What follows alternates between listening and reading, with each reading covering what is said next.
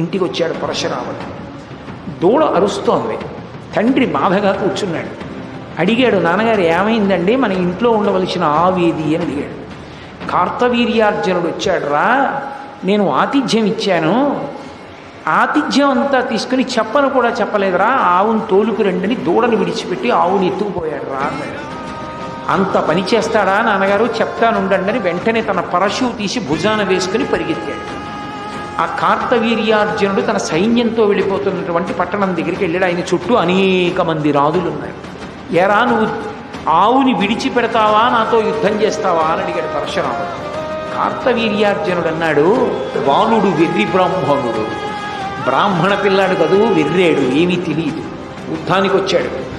బ్రాహ్మణుణ్ణి మనం చంపితే తప్పు, వాడే యుద్ధానికి వస్తే తప్పేమిటి, చంపి అక్కడ పారే. ఆయనలో ఉన్నటువంటి శివకేశవుల యొక్క ఆవేశం బయటికి వచ్చింది. ఆయన ధనుష్టంకారం చేసి బాణ పరంపరలతోటి ఈ మొత్తం సైన్యాన్ని పడగొట్టి ఒక్క దూకి తన యొక్క పరశువుతో కార్తవీర్యార్జునుడి 1000 చేతులు నరికేశాడు. కార్తవీర్యార్జునుడి 1000 చేతులు నరికేసి ఆయన కంఠాన్ని నరికేశాడు. కార్తవీర్యార్జునుడు చచ్చిపోయాడు.